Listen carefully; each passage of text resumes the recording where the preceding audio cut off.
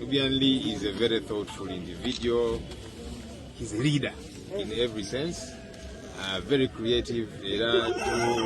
Tumina munyesubi era abantu benakawa tulindire bingi betwine subi byagenda okwasaganya ensonga ezenjawulo enyo tumwenyumirizamu tukuyoza era abantu banakawa mumufunye ekyapa mumanya gammwe.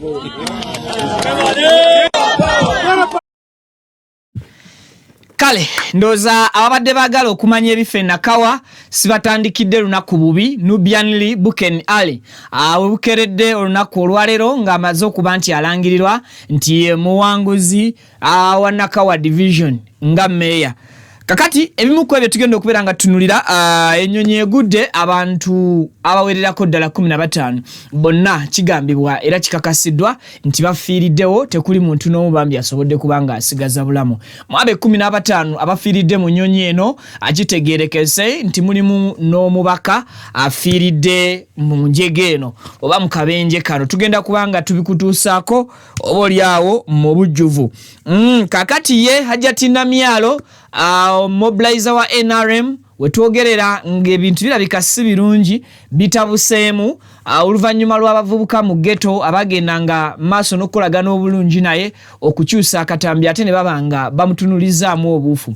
Abavubuka bano balumiriza Hajjati Adija Namyalo okubeera nga oba oliawo aline ekkobaane mu kubatulugunya oba mu kubagobaganya mu nnaku zino 2-3 eziyiseewo. Bingi ku ebyo ebyaliwo wakati wa Hajjati Namyalo n'ekigambo ghetto structure before nga tannakivaamu Jeno Damulira kikwatamu ne afande Meja Kuteesa. So tugenda kuba tukuyisiza mu mbeera eyo owulire obukaawu bano no beesoma era baagala okulaba ku mulambo gwa Hajjati Adija Namyalo byannaku ate nga bano babadde bali bati gye buvuddeko emabegaawo.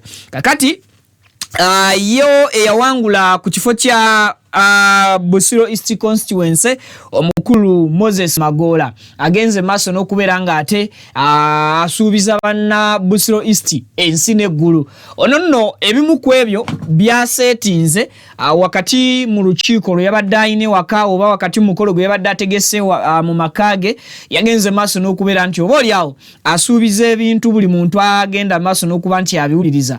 Abamu nga basigalamu akakunkuna bagamba kigenda kusoboka kitya, abalala nga bagamba nti tetwakoze ensobi okuleeta omusajja nga Magola okukiikirira bannabusiro East. Ebimu ku ebyo byabasuubiza ze ambulances 2 ezo zo nga tannabana kuyingira parliament azibasuubiza okuzibawa. Ebirala mu ebyo ebikyamusizza abantu ne batuuka n'okuba akalulu ak'omwanguka ze ntebe ku buli gombolola ne tent.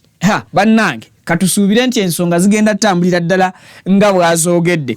Kakati ye Honorable Segona wakati mu kaweefube gwalimu ogw'okulaba nti banunula munywanyi waabwe Honorable Muwanga Kivumbi omubaka wa Butambala agenze maaso n'okuba nti era olunaku olwalero wamu n'owekitiibwa Mathias Nsamba Mpuuga okosako n'Asumani basalirwa bayitiddeko ekitalya gye bagenda maaso n'okuba nti baggalira ne basibira omubaka oyo Honorable Muwanga Kivumbi. Bano bagenzeeko okumukyalira era bingi ebibaddeyo bitugenda okubeera nga oba oliawo tukutegeeza mu bujjuvu bw'emboozi. Kakati yo Daily Monitor olunaku olwaleero eyina storage ye breakings oba oliawo ffe abamu ku bannamawulire twali tuwulira ebintu bino naye nga tetunnaba kufuna proof kwani ayinza okubitugamba mu bujjovu bwabyo.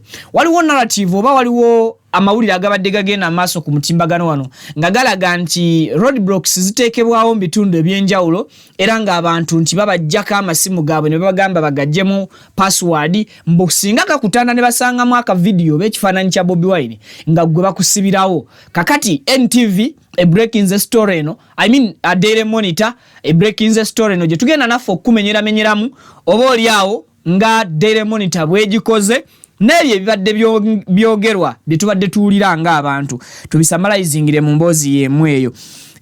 Kakati ennyumba n'ekifo Bobi Wine we yashootingira akatambi kirabika nga kifuuse ekyobulambuzi. Wetwogerera nga buli muntu agenda maaso n'okutuuka mu kifo ekyo alaga nti sanyu jerero kuba nti y'omu ku abo abatuuse mu kifo Bobi Wine we yarecordingira ka video. Ennyumba nga bwe yali oba view Mwami Kyagulanyi we yakwatira akatambi kano ngenda kukulaga engeri abantu ab'enjawulo gye bazzi bateekawo embeera y'okulaga nti bw'otuuka mu kifo kino wallahi ya Mungu obeera ostepinze ebigere byo oba obeera otapinze omukisa mu mikisa gya Mwami Robert Kyagulanyi Ssentamu we yashootingira video eyo. So tugenda kubeera nga nawo tukuteererezaawo ensonga ezo ogende maaso n'okuba nti ozinnyonnyoka bulungi. Kakati ye President Museveni yasiimye ne Sekusiima yenna omukulu Simon Mugenyi byabakama akulira akakiiko k'ebyokulonda era n'amugamba nti akalulu kano ke yategese oba oliawo kabadde ka muzinzi nnyo. President Museveni nno era wano we yasinzidde n'ategeeza ng'oludda oluvuganya bwe lutakyaliwo lwaweddewo. Opposition ebadde nga teriiwo, ebadde nga erimbalimba bulimbi bantu na kugenda mu maaso oba oliawo kubasuubiza bisuubizo bitali byangu byakutuukiriza. Bingi President Museveni byayogedde akamwenyumwenyu nkalabyekaawo nga omukulu Simon Mugenyi byabakama akataddeko akonye ku nsonga ya biometric machines era n'akomyawo n'ensonga z'ekibba bululu oba oliawo.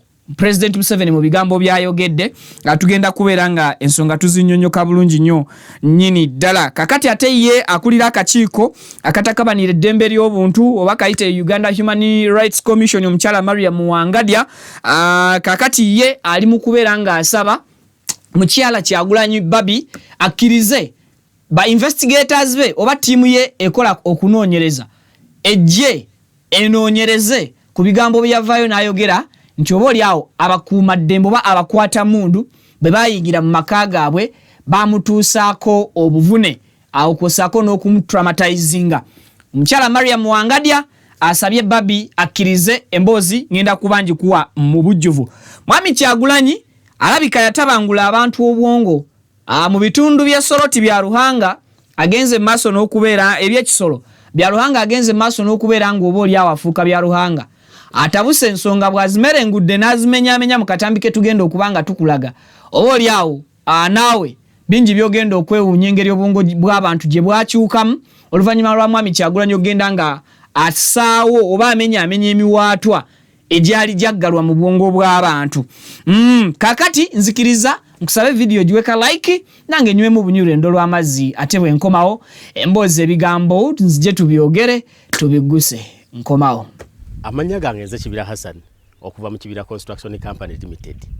Tutunda amataka, tuzimba amayumba, tuddaabiriza amayumba, renovation tugikola, tusima amazzi.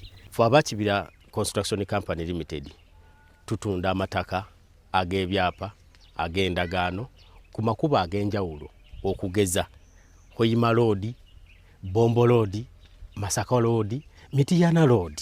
Ate tukiriza ne Kibanja Mpola osobola tukyalirako ku ofisi zaffe ezisangibwa Ssenge wa Kiso oba tukubire ku masimu gaffe 0755 36 37 82 ojje tugende mu maaso n'okwogereza ku bizinesi yonna gy'oba oleese mu ofisi yaffe nga bwe nzoogeddeko waggulu. Tujja kwataganira wamu kubanga bye tukola tubikola nga biri mu kkubo golokofu. Buli kimu ekigwa mu construction company tukikola. Bw'oba olina ky'oyagala okwebuuza era tukyalireko ffe ba Kibira tukubire buli kimu tusobola okukimala. Mutuusa omukisa okubabuuzaako nti assalamu alaikum wa rahmatullahi wa barakatuh. Assalamu alaikum warahmatullahi wabarakatuh. Amanya Alhaji Idi Binywera Alkadiri omusomi w'edduwa ez'obuwanguzi duwe eziyambibwa Kongo ofukamidde ku kyoto ekyo kyolabaawo ekiyitibwa kanoonya ekikunoonyeza obuwanguzi ekikunoonyeza amaanyi ekikunoonyeza okufuna ekikunoonyeza emirembe mu dunia n'oba nga oli bweru waggwanga passport zo zakyankalana buli kimu kyonna ne visa ekyoto ekyo kye neeyambisa ne nteekako ne empeke z'ebinyeebwa ezo ne nzisimba ku lusuku ekinyeebwa kibwe kimala okumera n'ekijanjaalo ekyo Allahumma gafiri wallahi yarzuquna salatu wassalamu oba maze tuka ku buwanguzi amanya geego Alhaji Idi Binywera omusomi w'edduwa ey'obuwanguzi ey'ekibala okuli n'ekyoto ekyo kiyitibwa kanoonya eky'obuwanguzi ekikunoonyeza emaali ey'emikisa era ey'emirembe enamba yange eri 0703546931 ne ku WhatsApp kweri 0703546931. Assalamu alaikum warahmatullahi wabarakatuh.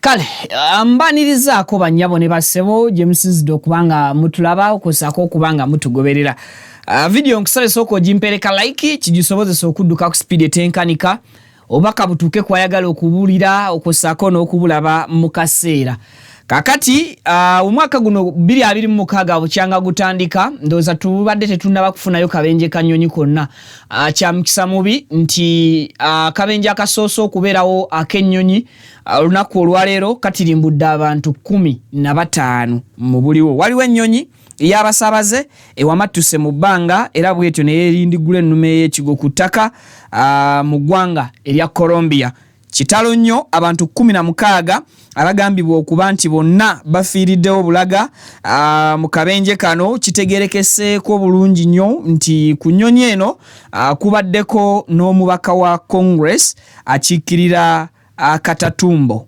ekitundu bakiyita Katatumbo omukulu amanyiddwa nga Carlos Salcedo era nga ekivuddeko akabenje k'ennyonyi eno tekisobodde kubeera nga kitegeerekeka mu kaseera kano ebimu ku ebyo ebisigalira byabo ababadde mu nnyonyi eno na muwendo gw'abantu bameka ababadde mu nnyonyi eno byonna tebinaba kubeera nga bitegeerekeka mu kaseera kano naye nga abatuuze mu ggwanga erya Colombia bafunye ekyekange ekibadde eky'amaanyi because ennyonyi bwe yekkase paka ku ttaka yonna ekutta omuliro era egenza okutuuka ku ttaka nga ebisigalira bitono nnyo oba oli awo ebirala basamba nsiko okusobola okulaba nti oba waliwo obulamu bw'abo abasobodde okulutonda oba tewaliwo basobodde kulutonda tekitegeerekese ennyonyi eno ebadde eva ku mutala ki era ng'eyolekera kitundu ki obulamu bw'abo abasobodde okuba nti bafiiridde mu kabenje kano tusabe Mukama agumye famire zaabwe nabo benyinga abantu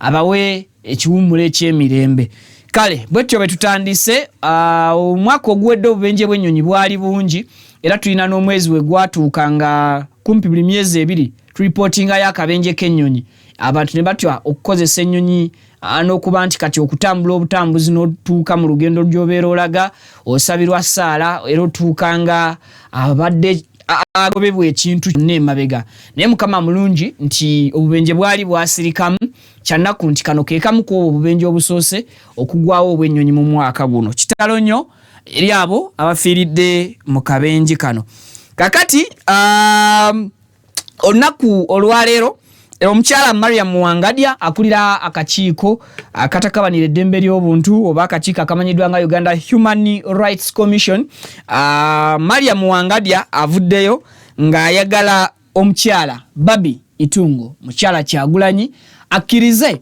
ttiimu ye ey'abanoonyereza ba investigators bajje basobole okubeera nga boogerakoko naye bakkirizibwe okuinteractinga naye bakole okunoonyereza okwabo okwenjawulo ku ebyo Babi byagamba era byalumiriza ebyamutuusibwako abakuuma ddembe abamuhumiliatinga ne bamwambula nga bwalumiriza ne bamusikasika enviiri ne bamurecording obutambi byonna Babi nga bwe yagenda maaso n'okuba nti abinyonyola bwe yali ali mu ddwaliro ery'ensambya okusinziira ku mukyala Mariam Muwangadya ayagala ttiimu eno ey'aba investigators oba ey'abanoonyereza bw'anaagisindisa okosako n'ey'abannamateeka nga Babi akkiriza bagende maaso bono okuzuulira ddala ekituufu ekyaliwo era ekituufu oba oliawo ekiyinza okubatuusa ku kiki ekyokukolebwa okusobola okulaba ng'omukyalo ono Babi afuna eddembe lye oba nga abeerako obwenkanya bwafuna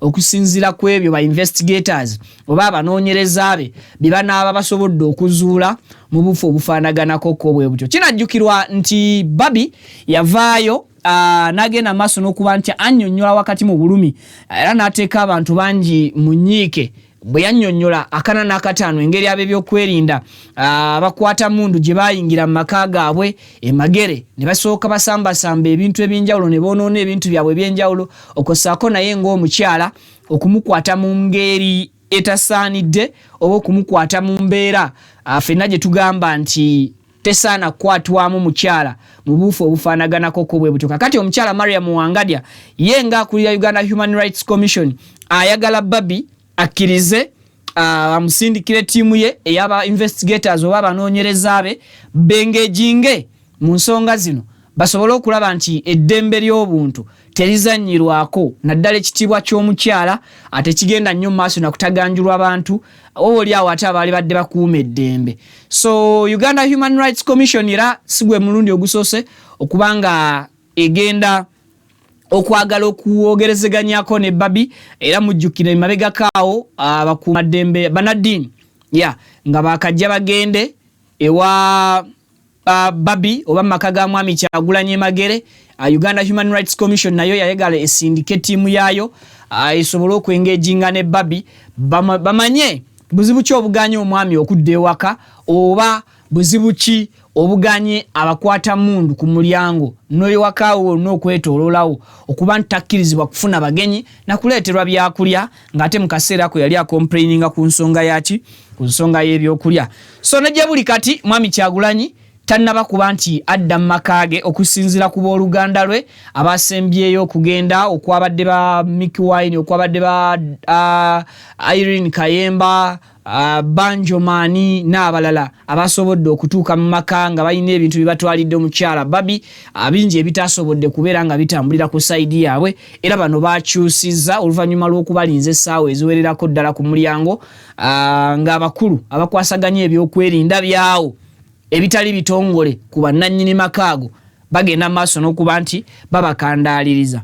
So katusabe tulabe kiki ekinaava mu Babi oba mwami Kyagulanyi ku kusaba kw'omukyala Mariam Wangadya ku ddembe ly'obuntu erya mukyala Babi oba oliawo erigambibwa okusinziira ku ye nti eddembe eryo lyalinyirirwa. Kakati era mu buufu obufaanaganako bwe butyo omwami eyalondebwa mu kifo kya Busiro East Constituency Moses Magola agenze maaso n'okusuubiza ensi n'eggulu banna Busiro East. I think Uganda yeetaagayo ko abantu nga ba MP abalina buli kimu financially stable nga bali bulungi tebalinaako kabuusabuusa naye nga banoonya just kutuusa services oba banoonya kudelivaringa services ku bantu baabwe aba bulijjo na kwongera kulaba nti abantu b'owansi bano nabo babaako obulungi nga bo. Omwami ono Moses Magola alina buli muntu kyewandyegombye. Yes, abatamanyi mwami Magola Honorable Kati alindiriddwa okulayira. Omusajja ono alina kye bayita ssente era musajja mugagga musajja musuubuzi naye ensimbi ze zimuyitaba ne bw'otunuulira butunuulizi makaage wa living oba bw'abeera olabira ddala omusajja agumidde. Wali badde weebuuza kiki ekyali mutegudde okujja okukiikirira abantu ba Busiro. Of course yagenda ne yeetaba mu process ya NUP kufuna kaadi ebyo biwanvu ne tutabiddamu n'atasobola kufuna kaadi Walukagga n'agikwata let alone Walukagga misango ne gigenda maaso egy'obutasoma and blah blah ne tuvaayo eyo. Magola n'asupportingibwa NUP okakananga Magola awangudde. Kakati Moses erinnya liri Magola nonti Magula. Kakati mwami Magola ono agenze maaso olunaku olw'ejjo naayita bakansalers n'abagenyi ab'enjawulo gwabadde mukolo gwa kusiima bantu baamulonda na kubabuulira nteekateeka ze ku butya bwagenda delivaringamu services. Njagala wekkaanye era owulirize ebigambo bya mwami Magola bingi ku byo ebiri off track ku mirimu gy'omukulembeze oba ku mirimu gya omubaka wa parliament gy'alina okukola naye ate ye ng'omuntu ali mu position y'omuntu gwe nsoso okudescribingira nti ensimbi azirina n'enkulaakulana agyagaliza abantu b'oku kitundu kye kakati ate n'agattako n'obuvunaanyizibwa obumuweereddwa uliriza bulungi nnyo ebigambo bya Mwami Magoola. Services zino zaayogerako zinaasoboka okutuusibwa wansi ku ground oba ziyinza okukoma obukomi mu bigambo bino bibadde bisuubizo.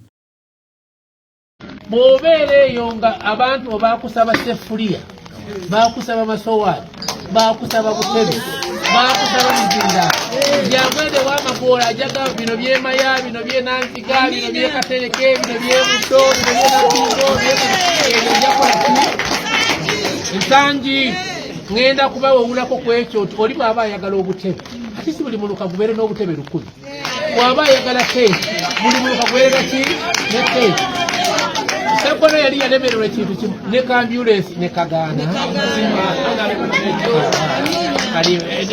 ambulance tugenda kula ambulance meka ne tugenda okutandika nazo eya Mende mu myuka Mende Town Council ne myuka wajja kwerawo ambulance side endemu ne waffe side eri wabeerewo ki naye nga nakatuuka mu parliament ngenda kusooka kulobinga ebintu tufune at least mu myaka ebiri egisooka batuwe eddwaliro ekyengera batuwe n'eddwaliro ewakiso ebyo byongenda kukola ki ngenda kukola abaloozi abannonda demands bye bansaba namwe bye bakola ki mbadde basaba tutambulire wamu Magoola bw'aba asobola okuteekawo ekintu mu bwesimbu bagambe ekitire kintu nze ne Magoola ffe twakoze eki twakireese saagala babamenye nga nange bakola ki wensobola okuteeka entebe entamu ezifumbirwamu tenti waliwo wano omusajja wange yampadde yangambye abeereyo kyali yangambye nze ngenda kuwa endongo eno gye bayita endongo buli muluka oguwa eki bwewabeerawo omukolo abakawukanso ogamba bukirwa nti bukirwa enkyanira emikolo emeka 3 mwawulemu ebyuma bino bigende wano bino bigende wano bino bikole ki bigende wano n'ekirala kye tugenda okusookerako era nja kubayita wano nga tukyaniveyiringa tufuna ebizibu mu constituency kansala inakwenda kansala nafiiriddwa naye okuziika kuliwa Masaka etugenda kubeera ne kosta zaffe emeka era omugamba nze kansala asobola kuyambako ekintu kitya kimu nja kutuusiza abaziisi 6 bokka benkola ki bensobola nga bw'obateeka mu ki mu kosta nga bagenda abagenda ku mbaga nabo ng'obateeka mu kosta nga bakola ki nga bagenda nga tutambuza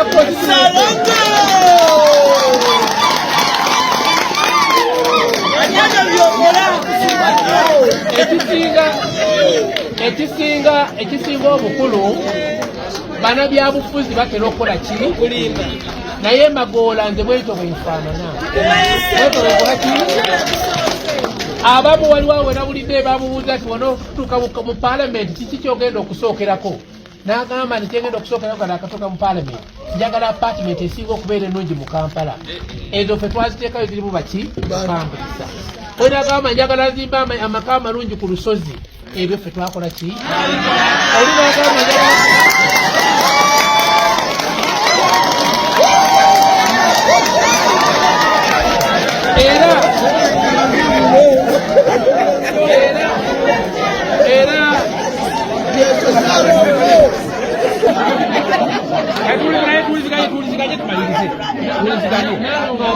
sibanga olwaleero nti mumanyi ewa Magoola ebuloba mumanyi newa Magoola ejjanyi Magoola si mupangisa Magoola alina amaki amaka ate amaka teyagazimbye eggulo wano wetuli tumazeewo emyaka 10 eri ebuloba tumazeeyo emyaka 10 ameka so saagala omuntu alowooze nti tugenze kunyaga kuba nawe waliwo benalabye mu social media nga bagamba asimanyi Magoola asimanyi yakola atya agenda alye nze sigenda mu parliament kukola ki kubanga nalidde emyaka 10 emeka ndi mukufu nagira emyaka ejange enyama tekyampoomera obuceere sikyagulya ate abaseera ebyo batwalawo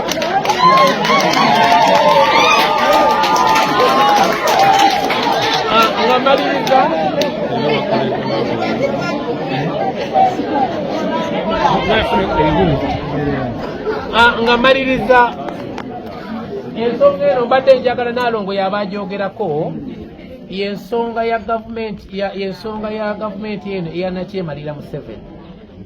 Tuyinza okukola ebintu byonna naye bw'ogoba omusajja mu makaage ate n'ogenda n'olumba mukazi we n'omukolako effujjo, kintu kibi nnyo.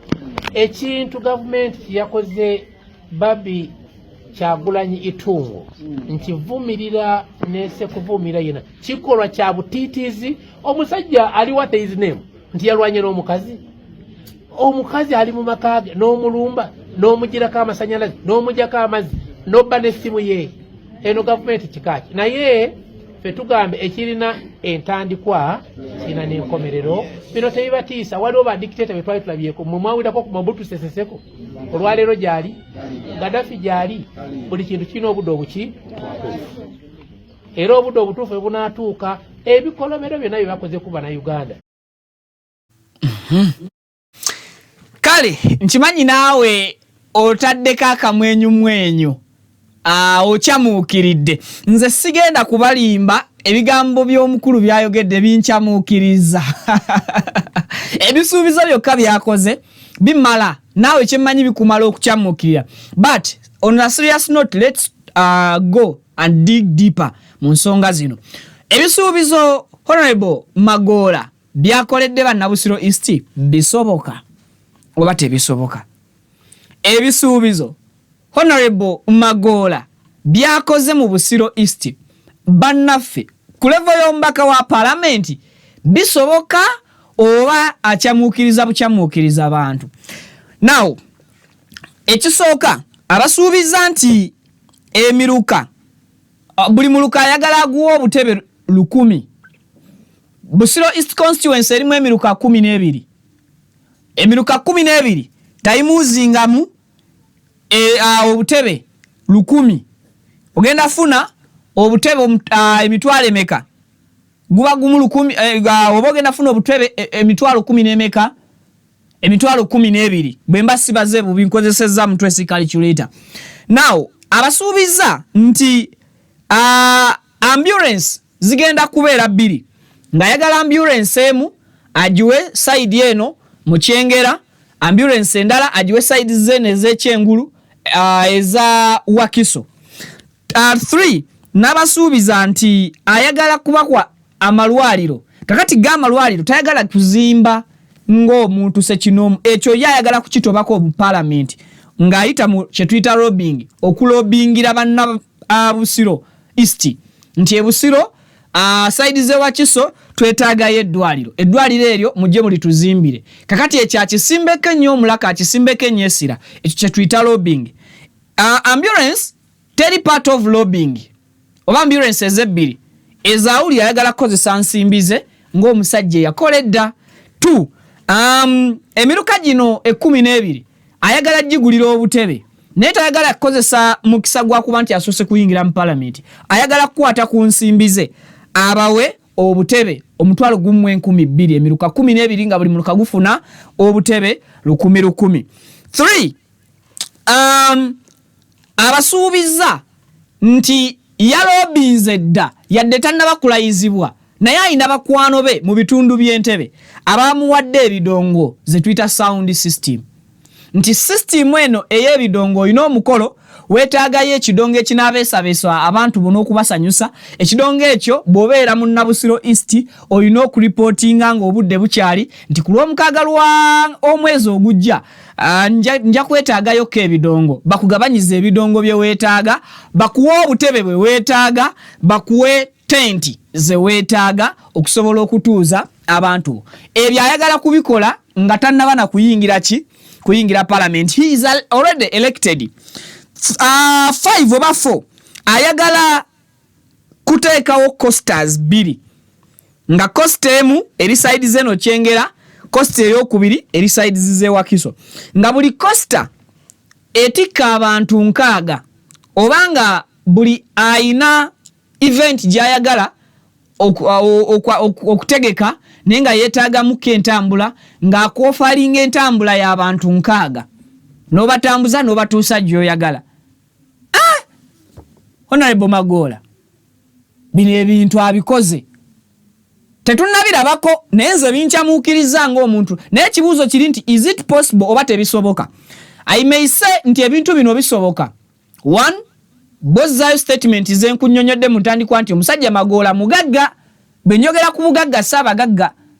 Apartment zaayogerako abalala ze bayayaanira okuzimba azina ezisukka 12 zisulwamu bapangisa. Amaka galina agasukka mulimu nga gonna kwokomya amaaso gwo omuvubuka oba omuntu yenna yandyagadde obulamu obulungi.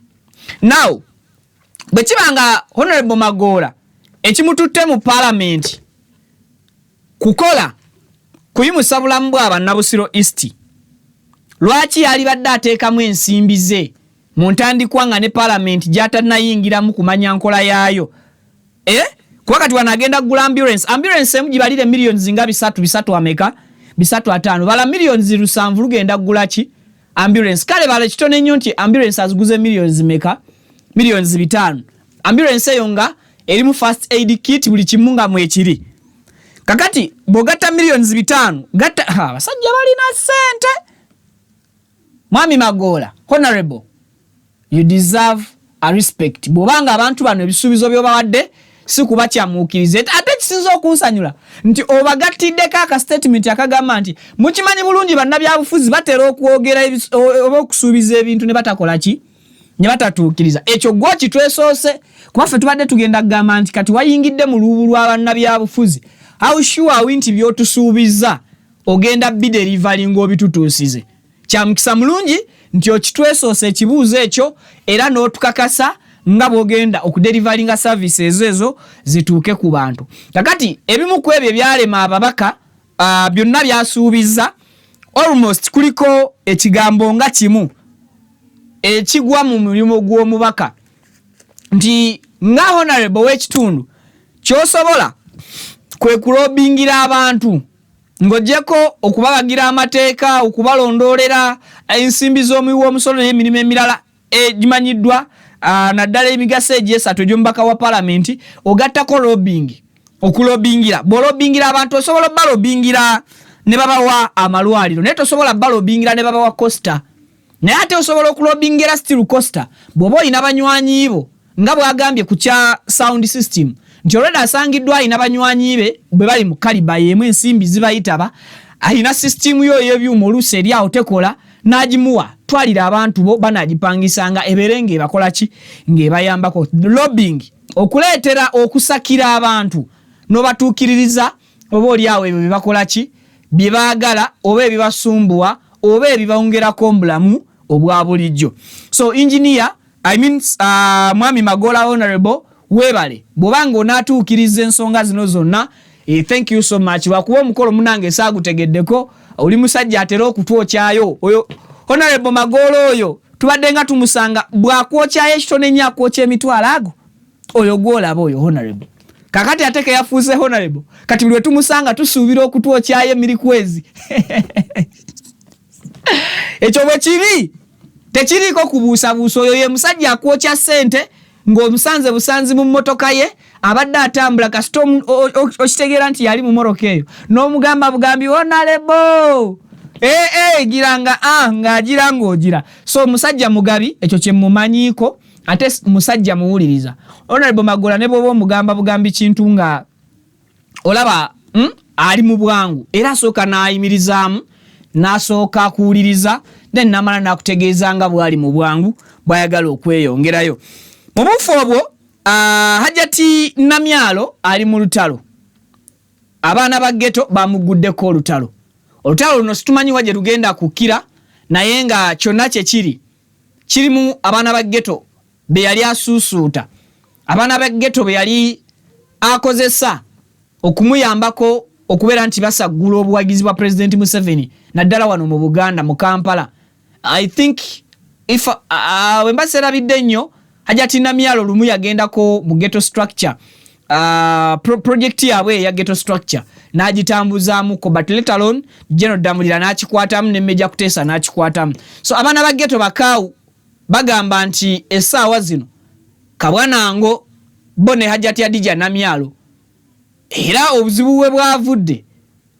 Tusooke tuwulirize ebigambo by'abaana bano tweyongereyo mbirala babituwe.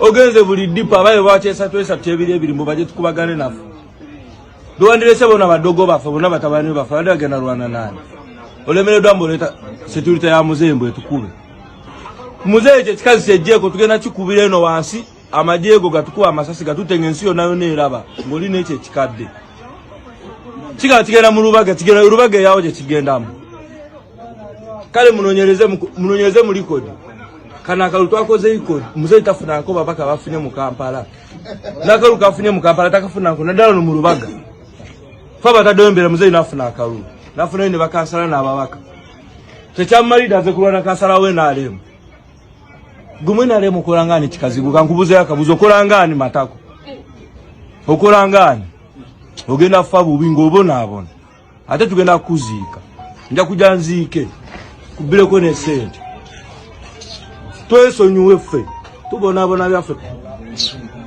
mutu sibye byagara tetukyabakati tunonya mirimu nafu tunonya future tuberewo nga abantu twagazaaki kale tukulumbeko ku ofisi yo tuwulire anjo tunonya tukulumbeko ku ofisi yo tuwulire noleta amajega tukube agegwanga negajako n'amanya ku uniform batukube nga abatujju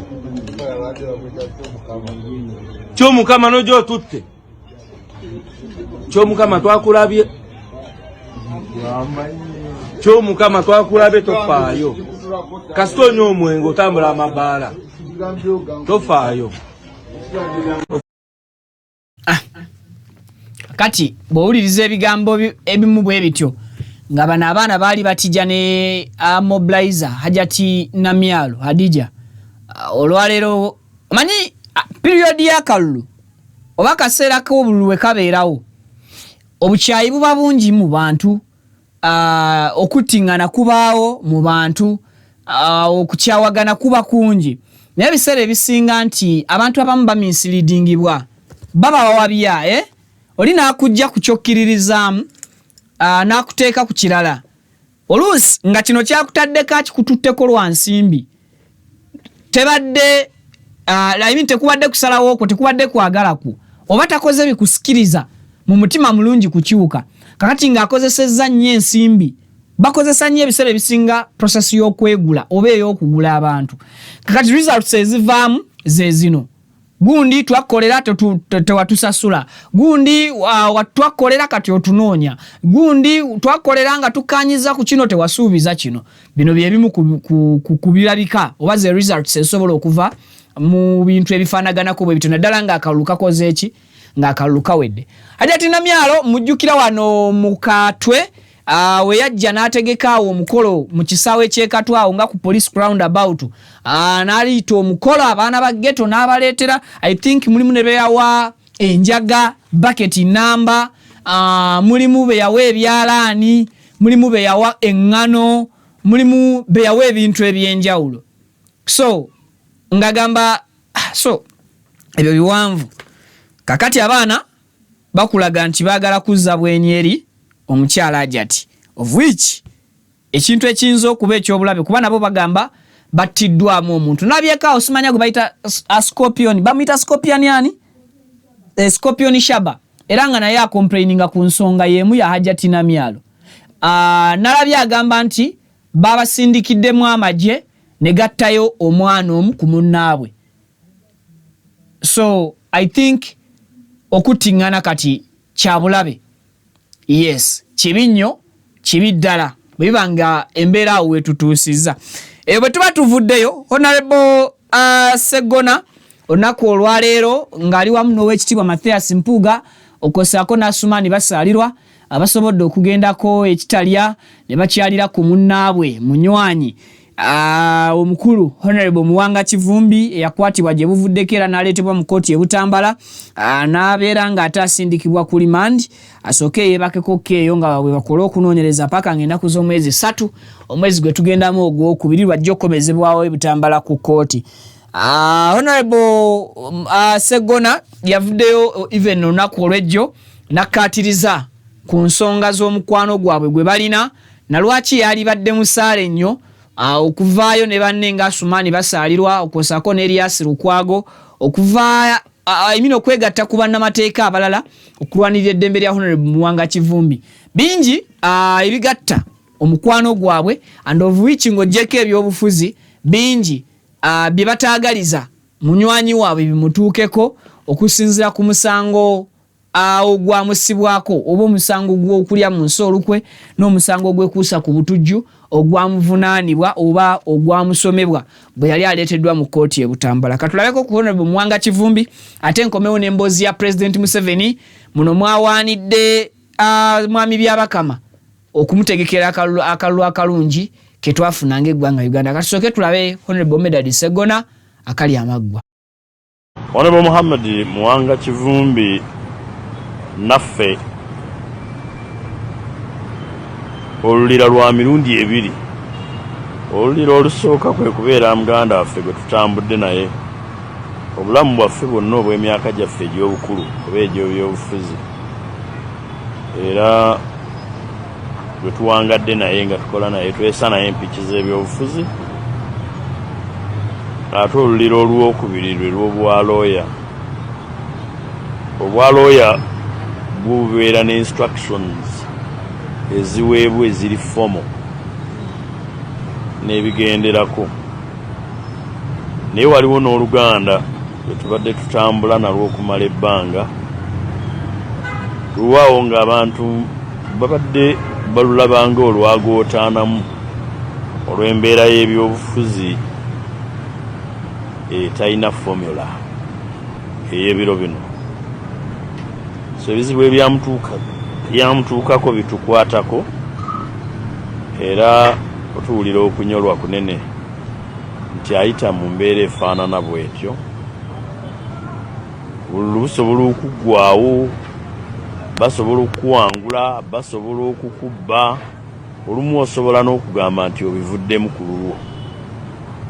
Naye okumalira mu kabulamuliro kimenya buli muntu akwatibwako oba alina akalira n'akakerenda ak'omusibe. N'olwekyo nga ttiimu y'abaganda be ab'ebyobufuzi tunyolwa era tujja kuwaayo omuwendo nga bwe tusaba Katonda okulaba tuyinza kumuyamba tutya. Ku ludda lw'ebyamateeka tuweereddwa ebiragiro okulaba bwe tumulaba, bwe tumuyamba era ensonga tutandise ogitunuulira. Tugenda gikwata tutya tetwagala kubyogera kati kubanga neeyamusiba alaba TV eno Telefina. Naye nga kye tuyinza okwogerako ekya public emanye nti tetuyinza kukyakalira mu nnaku ya muganda waffe ensonga ne bwe ziba zifaanana ziti eziriwo ez'ebyobufuzi. Tetukwatako tujja gyetabamu. Oluganda lukyagenda mu maaso. Oluganda kitegeeza omusaayi. Kale ensonga bwezityo bwe ziri sayidi eyo bagenzi olwaliro bambi ne bamukyalirako. Katulindire nga 3 biki ebinaava mu kkooti e Butambala. And of course tujja kuba twongera okujja tubawo ebisingawoko ku nsonga efaanaganako bwetyo. Kakati President Museveni yasiimye ne Sekusiima yenna akulira akakiiko k'ebyokulonda Simon Mugenyi Byabakama, and of course nategeeza nga ne NUP oba not new part large opposition okutwaliza awamu bweta kyaliwo okusinzira ku ngeri President Museveni jannyonnyoddemu ebigambo n'emboozi gyagitambuzaamu.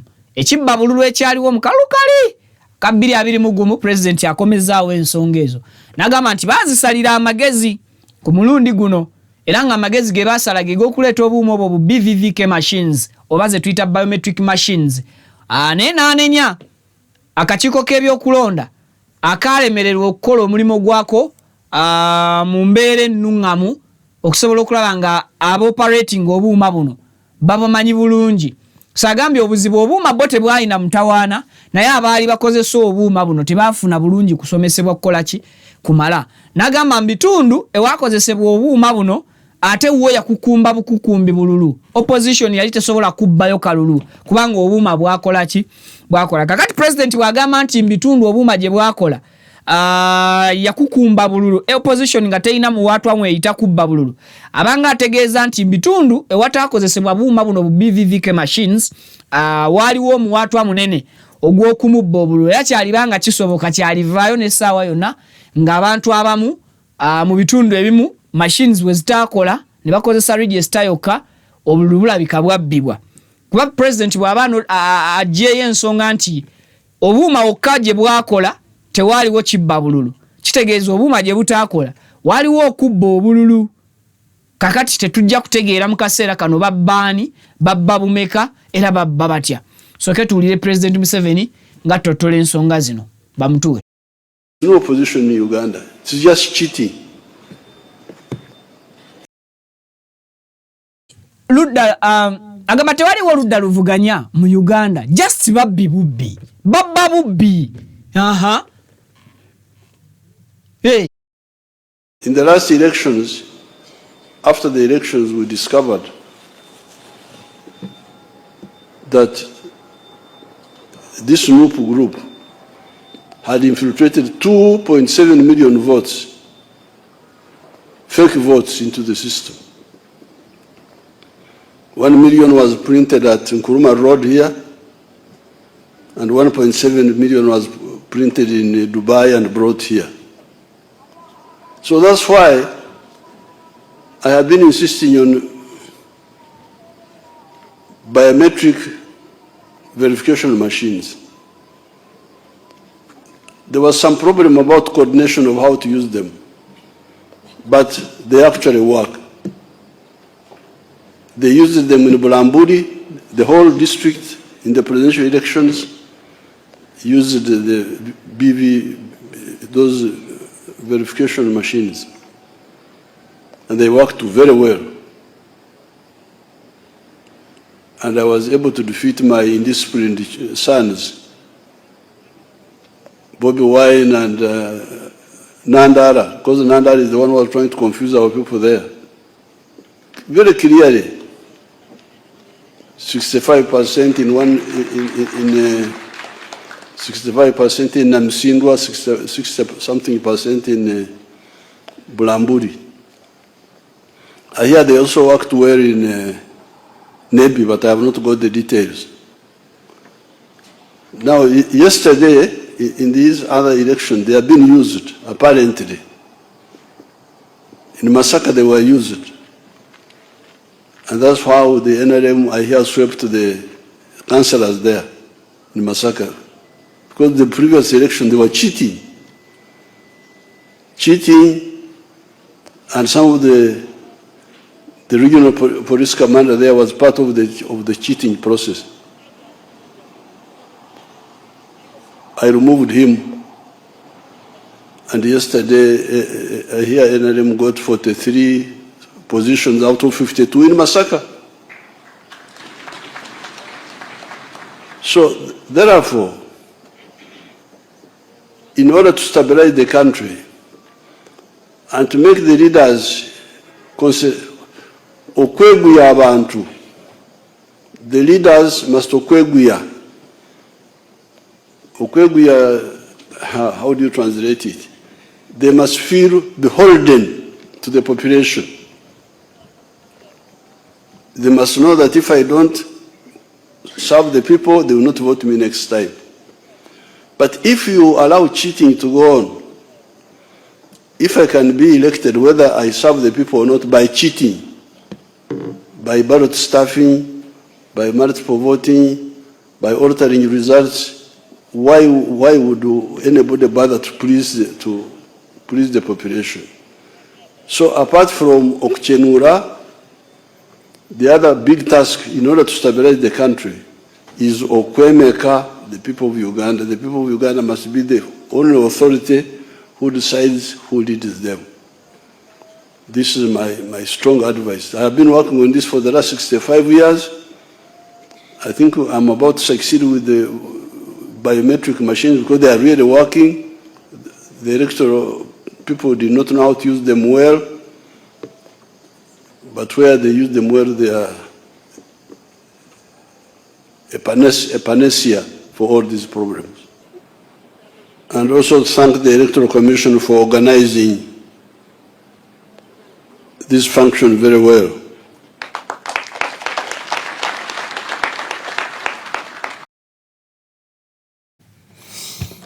Kale yembereyo ngenda bakolera video simanyi producer ngambi obudde bunkute tugenda kuddamu tukole translation mu bigambo bya President Museveni mu video ya fegendo okuddako.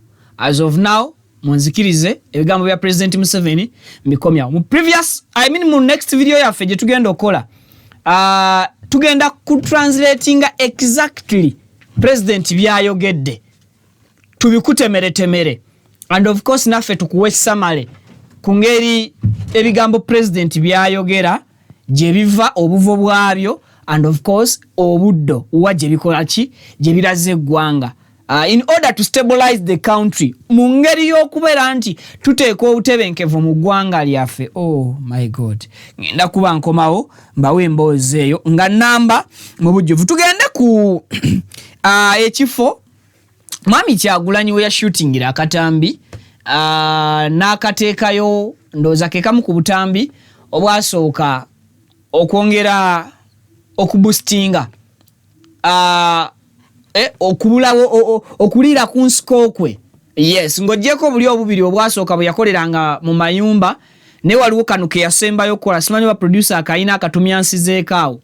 Akatambi ako nga kalaga Mwami Kyagulanyi ekifo we yali kati ekifo ekyo we yali kyekifo kyolabamu abavubuka awo era ng'ekifo ekyo ssaawa zino nyinza okugamba nti kyafuuse kiringa ng'ekifo ekyafuuse ekyabalambuzi oba ekifo ekyobulambuzi naddala eri abavubuka abaagala okukola content oba abaagala ocreatinga content cause everyone asobola okufuna access ku kifo ekyo akulaga nti ayagala kutuukawo ashootingirewo ka video akakasensi nti president wa NUP Mwami Robert Kyagulanyi Ssentamu we yashootingira akatambi nguddewo era bangi baagalira ddala okuwa moves eza kamera nga bwe yatambula abalala baagala okulaga wa andi butya bwe yakwata akatambi ng'akusikira ebiri ewala ebyali byoleka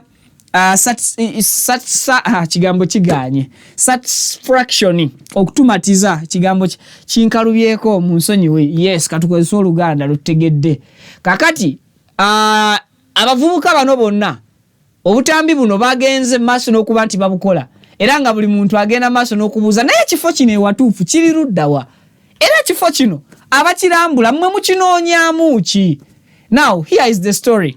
Ekifo kino kisangibwa Mpererwe according to the guy explaininga mu katambi kano. Nsaba producer tuwe katambi kano n'amaloboozi gaako then kakati olabe naye bw'otya bwagenda okwatractinga banna abalala bajje. Yes, now ekyo kyekifo nga Mwami Kyagulanyi ashootingiddemu akatambi ako.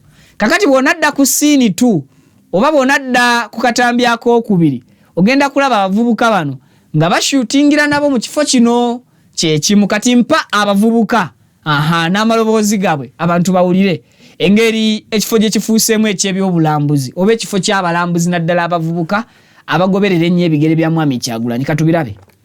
Nyumba efuuse kyabulambuzi eri mu Wampamba mu Kanyanya. Efuuse kyabulambuzi Robert Kyagulanyi Ssentamu Mitembo yagifudde kyabulambuzi kireka police bannange yasula mu kifuluka kino ene nyumba emaze emyaka 4 ndi mwana wa kukyalo naye emaze emyaka 4 bagisula odda wano yakwatidde video kati yafuuse kyabulambuzi buli mwana yenajja wano no tulaba wano weeri wano weeti eri mu Kanyanya ya tezowulidde enju eri mu Kanyanya Sogoyi n'ayagala okulambula enju eyo ndowooza nannyini plot eyo asibewo akaguwa abasolooze fellow Ugandans and friends of Uganda all over the world. Ekifo kye kirabikanga ekifo ekiri abandoned ekyasulwawo naye nannyini kifo ekyo bw'oba enju yo ogiraba ng'eri saturatinga nnyo ku mutimbagano please sibaka akaguwa tuulawo keera ku makya ekifo kifule bizinensi kakati ate awo osobola n'okuteekawo kati gadeni wuuyo yiyo ndaba yali flat teekawo buteesi butebe teekawo ambuleera ambuleera zino eza tenti otandika okufuna abalambuzi abantu bajje basiibekaawo naye gwe waliwo abantu abamu nga Katonda yabawa omukisa Mwami Kyagulanyi buli kintu kya steppingako bwati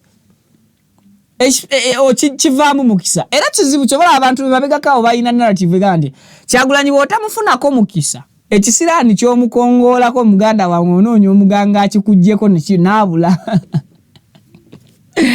kati abantu bagenda maaso n'okutegeera ensonga eyo nti ekifo Mwami Kyagulanyi kyokka just okukishuutingiramu akatambi abantu ne batandika okukifefeta oluvannyuma lw'okukinoonya ne batandika okubanga ekifo ekyo kiba attractinga bawulira bandyagadde okubeera nga balina kye bakolerawo balambulawo nabo beegezeemu yakikola atya naye mwashuring you mwabakolera content mu bifo Mwami Kyagulanyi wakoleddeko content mubeere abeegendereza ab'ekitalo lwaki mulina okwegendereza nti ye akikola talina excitement ate mmwe mukikola mulina excitement because nnengera muyimiridde ku slab ate slab etaliiko mitayimbwa whereby bwe mufuna ekibakanga mwenna mujjayiringuka mukole ki mujjayiringuka mugwe bugwi wansi so mubeere aweya mwegendereze n'ebintu ebirala bingi ndowooza olaba eno ogwayo kalamba wansi omwana oba kati oli emabega yali agamba kibanne yali abagamba nti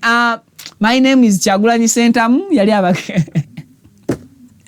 Pavini tabanga yali gwe kwandaba omuvubuka yenkana naawe bamasandugu era ddala kale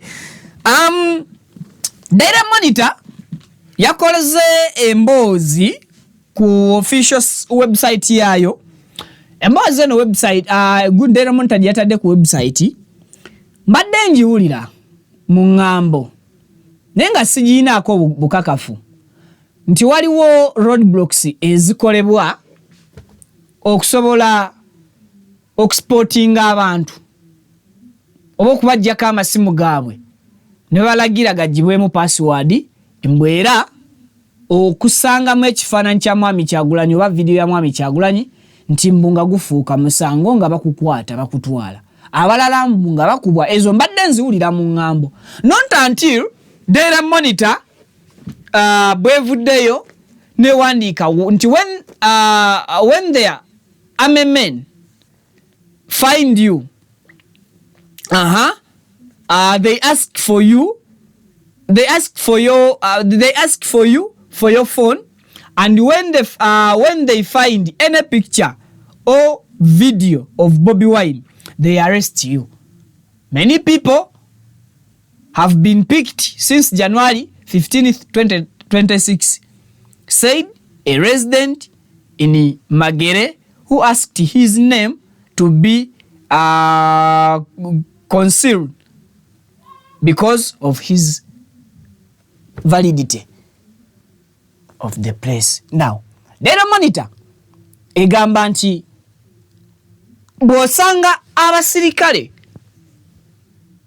oba abasirikale we bakugwako bakusaba obawe essimu yo era ne kabatanda ne basangamu ekifaananyi oba akatambi aka Kyagulanyi aka Bobi Wine bakusiba bakukwatirawo abantu bangi abatwaliddwa okuva nga ennaku z'omwezi 15 mu January 2026 era nga ebigambo bino Daily Monitor byewandiise byabategeezeddwa omu ku batuuze abawangaalira mu bitundu by'e Magere eyabasabye erinnya lye baleme kuliteekako oba kuliwandiikako olw'ensonga nti ye akyayagala okubeera naye mu kiki mu kifo ekyo kati nzigirako lower third zo wansi abantu balengere ekifaananyi Daily Monitor kye yakozesezza. Daily Monitor ekozesezza ekifaananyi kya road blockers ab'ebyokwerinda okuli police, military, oba oliawo n'amagye. Kye kifaananyi kyekozesezza. Bwe ngenze maaso n'okusoma details ku website nga bakulaga nti abantu ab'enjawulo bayimirizibwa ne babajjako amasimu gaabwe ate oluvannyuma ne babalagira okugajjamu looko oba okugajjamu password ebyokwerinda ebiggula essimu ey'omuntu, of which ekyo ekikolwa kimenya mateeka kuba kiba kirinnyirira eddembe ly'obuntu, obulamu bwe obuli private obw'omunda. Now mbu bakkirira mu ssimu yo ne bajjamu ne bekkenenya galale oba etterekero ly'ebifaananyi n'obutambi.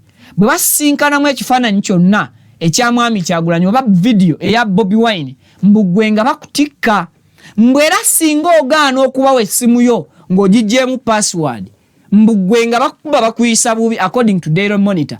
Emboozi gyegenze maaso n'okuba nti ensunsula n'ewandiika. Ate nga allegations ezo mbadde nze ng'omuntu nziwulira buwulizi muki muŋŋambera ensonga lwaki mbadde sivangayo kukola story yonna about allegations ezifaanaganako bwe zityo. Not until bwe ndabye Daily Monitor ng'eraisinze concern eno eri omukutu gwayo neŋŋamba nti nange kanzije mbasomere busomezi Daily Monitor kyokka kyekoze ekyo.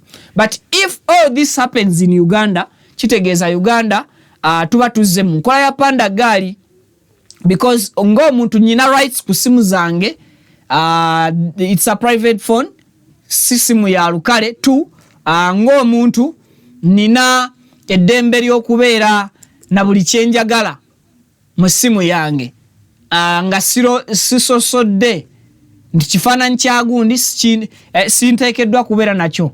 Mpozi nga ebintu ebyo babiyisizza mu mateeka nti biri prohibited. For example, UCC oba government esobola okugamba nti ekifaananyi kya Bobi Wine kiri prohibited oba kiwereddwa okusiŋŋaanibwa mu device y'omuntu yonna. Kakati ekyo gwe anaasangibwa ng'olina ekifaananyi kya Kyagulanyi oba video ya Mwami Kyagulanyi, kakati gwe ojja kuba omenye ki mateeka. But as long as government oba UCC tebannaba kukeera ku makya kuregulatinga bintu bifaanaganako bwe bityo, and I think Uganda Human Rights mu kifo ky'okusooka okusaba ekyalira ebbabi yali badde esooka neetunula mu nsonga ezo. If ensonga nga ntuufu nga si za ŋŋambo, okay, kati eddembe ly'abantu liba ligenda kubanga lirinnyiddwa mu bufu obufaanaganako bwe butyo ekitali kituufu. Kakati era Kyagulanyi effect eno nzibu nnyo. Mwami Kyagulanyi yagenda maaso n'okuba nti aggula obwongo bw'abavubuka abakadde, ideology ye gye yalina ng'omuntu yatandika okugispreadinga oba okugibunyisa mu mawanga agakola eggwanga Uganda, okakkananga abantu bangi basobola okufuna obusungu ku bikyamu ebiba bigenda maaso mu nsi. N'ebyo bwe balaba nti tebiteredde byetaaga oterezebwa, abantu abamu basobola okuva ne babireactingako mu mbeera y'obusungu, abalala ne babireactingako nga mu mbeera y'okulyaza amaanyizibwa okuba nti ebbanga eddene gavumenti ya President Museveni emyaka 4 gy'emaze mu buyinza tebikolangako. Abalala ne bawuliranga abalwana okuleeta gavumenti eno mu buyinza abatafiiriddwako kimala kusobola kulaba nga ebizibu ebisinga bigonjolwa oba ebimu ku ebyo ebyalwanya abantu bano mu kaseera nga gavumenti ya President Museveni ejja mu buyinza tebikoleddwako oba tebituukiddwako. Waliwo omusajja ategerekese nga bya Ruhanga, yes, nga agenda mu maaso n'okulaga obutali bumativu bwe. Ndaga katambi kano I think kajja tutuusa ne ku nkomekerero y'amawulire gaffe ag'olunaku olwaleero katubifune. Bina biwakanya tamanyi ne Uganda weeraga. Ekyo njagala nkikubulire. Abantu bemuwulira nti bafa lwakuba boogera mazima. Nange ngenda kufa era nakisayininze infe ti lwakuba eggwanga eddo tirimu. Ggwanga lya butuju. Okiwulira? Batuleetera amagye gatukuume, gatuleetedde sente, gatukolera amakubo, gatukolera amalwaliro, gatukolera amasomero. Kati ffe akaruke tukuba kaki? Eno Kisoro, eno Bukimbiri, eno Igabiro Rubuguri. Njagala nkubulire muganda wange bye tulimo tetubimanyi. tuli mu kazanyo akatagenda kugwa akadyawo just okiwulira leka banange tuli mu buzibu abantu bwe batage kati ngono musiru tabaganda n'okumusasula sente LDU tabaganda n'okumusasula sente ariko nkumenya emiguru nze nakolere gwanga lyange Uganda n'engwanda Sudan natuukayo kikigumu natuukayo Northern Uganda gurungi manyi yona West Nile natuukayo okiwulira kutandikira pakwaki Nebi Yumbe Koboko pakwa yona natuukayo tebamanyi kati tebagana kumanya byange okiwulira atarwanire gwanga gwe barete kumakaruru fe tube byaffe amafuta tebarangiriranga nta amafuta gari genda ku mukutudi naye bagatwara gorodi tuzina wano mu bwini Mpenetrable bwini Mpenetrable National Park okiwulira muganda wange bwini Mpenetrable National Park ge gwanga ge tulimo lirina engaji emitwalo 5 bagichapa ku ngaji Rwansonga esende zisinga ziva mu bwini Mpenetrable Park naye abantu bakisoro be basingayo gavu Rwansonga tebamanyi kye babajjako bali ng'abantu abatategeera kubanga bo badi Museveni oye omubi baje uwo nakuba olugamba no change nokiwulira fe tuli bubi mutusabire baganda bafe abali ku Uganda fe mutusabire era musabire na Kyagulanyi kubanga ife tetuli nabu mirembe tuli bubi nyonyo okiwulira kati nga zino zakasiya eziri wano zikwate ngonzi kumbaburu Kyagulanyi sigate yatugwanira Museveni ko yaze kisoro yagambye cyagenda kutukorera wabura ye yagambye ndi n'amatafari musanvu gogura kawunge waka todama kugura karara amatafari musanvu gengenda kuteka kisoro agagenda da gebadya n'amatiya kaseja abaririra kubanga bye bamuteka kugundi akurira karuru Museveni ya musasura katajja kurangirira karuru katari kabyaba kama okiwulira kugambye buli mufumbira yena buli mukiga yena buli mukimbiri yena ye kabire kuva rero ye kabire kubanga tuli mu maziga rwakuba tebakimanyi ngenda kubagamba bakabire district yafe ya Kisoro bakabira abana Kisoro bakabira abakimbiri kubanga turi bubi ekyo kyembagambye naye bano nze ndi muna Uganda naye fe irabe makubo gano soko gatokingemo raba makubo gano kati Museveni aremo kutugamba ati tumuha karuru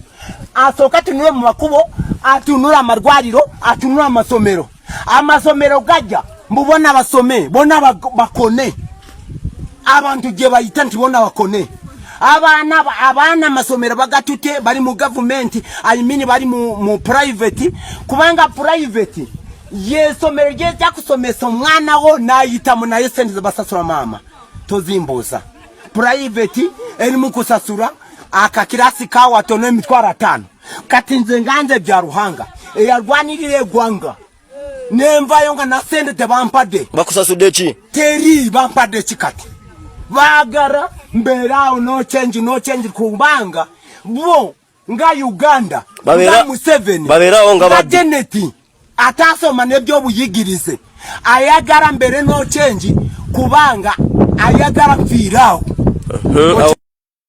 bina biwakanya tamanyi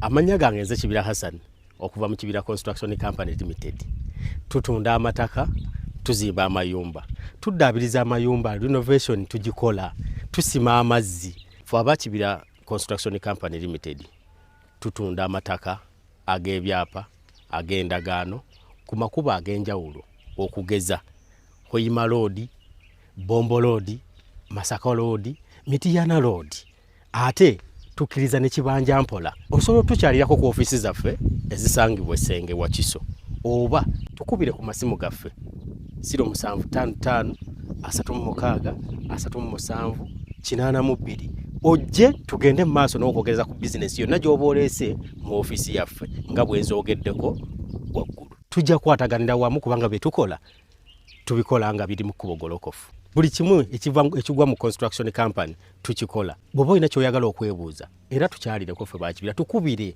buli kimu tusobola okukimala. Ntuusa omukisa okubabuuzaako nti assalamu alaikum wa rahmatullahi wa barakatuh. Salamu alaikum wa rahmatullahi wa barakatuh. Amanya Alhaji Idi Binywera Alkadiri omusomi weddwa ez'obuwanguzi duwe eziyambibwa kongo ofukamidde ku kyoto ekyo kyolabaawo ekiyitibwa kanoonya ekikunoonyeza obuwanguzi ekikunoonyeza amaanyi ekikunoonyeza okufuna ekikunoonyeza emirembe mu dunia n'oba nga oli bweru wa ggwanga passport zo zakyankalana buli kimu kyonna ne visa ekyoto ekyo kyenneeyambisa ne nteekako ne empeke z'ebinyeebwa ezo ne nzisimba ku lusuku ekinyeebwa kibwe kimala okumera n'ekijanjaalo ekyo Allahumma gafiri wallahi yazukuna salatu wassalamu oba maze tuka ku buwanguzi. Amanya gego Alhaji Idi Binywera omusomi weddwa ey'obuwanguzi ey'ekibala okuli n'ekyoto ekyo kiyitibwa kanoonya eky'obuwanguzi ekikunoonyeza emaali ey'emikisa era ey'emirembe. Enamba yange eri 0703 54 69 31 ne ku WhatsApp kweri 0703 54 69 31. Assalamu alaikum wa rahmatullahi wa barakatuh.